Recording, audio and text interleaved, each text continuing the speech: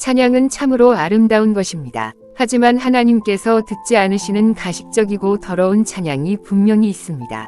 성경은 한 입에서 쓴물과 단물이 함께 나올 수 없다고 경고합니다. 그렇다면 교회 안에서 성가대원으로 선다는 것은 과연 어떤 자세를 의미하는 것일까요? 교회는 신앙생활을 하기 위해 가는 곳이며 성가대로 소속되어 노래한다는 것은 내 삶 전체를 제물로 드린다는 뜻입니다. 그런데 노래하는 자에게는 무엇보다 원수가 없어야 합니다.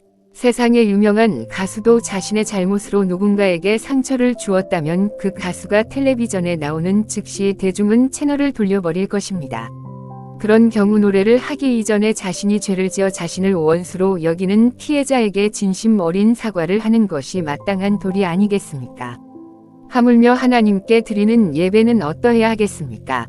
예물을 제단 앞에 두고 먼저 가서 형제와 화목한 후에야 예물을 드리라는 말씀은 결코 가볍게 들을 내용이 아닙니다.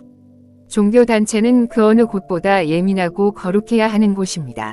성경은 온전한 마음과 순수한 도덕적 삶을 강조하며 악한 행동을 일삼는 자는 하나님의 성령과 조화될 수 없다고 가르칩니다.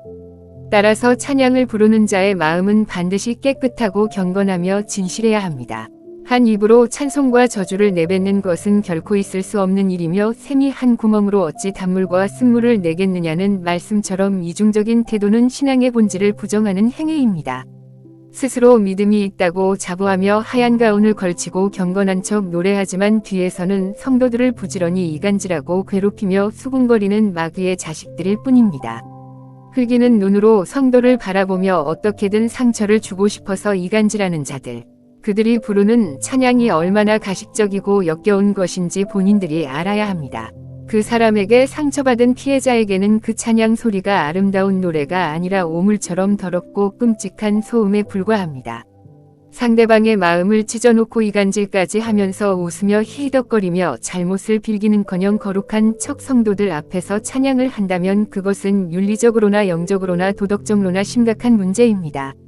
양심이 썩어 문드러진 사람인 거죠. 그런 이중적 행동을 하는 자의 입술에서 나오는 것은 은혜로운 찬양이 아니라 짐승의 배설물 같은 악취일 뿐입니다.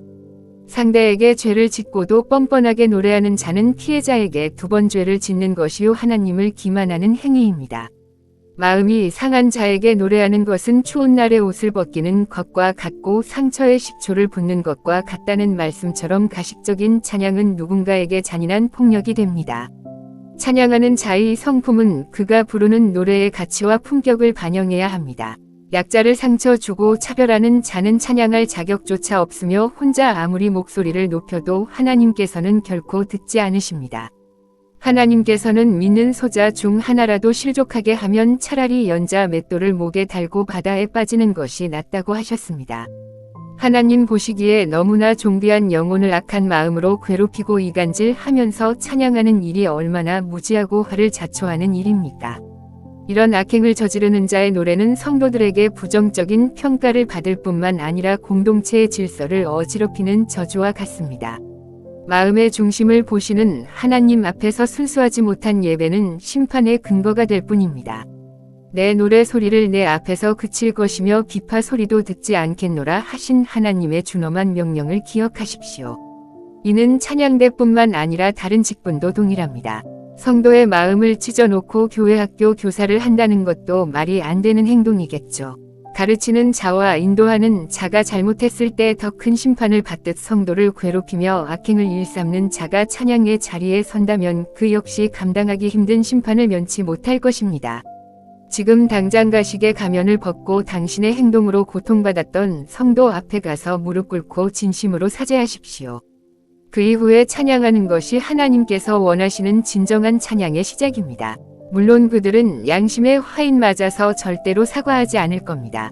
그들 영의 주인은 하나님이 아니라 마귀일 거니까요.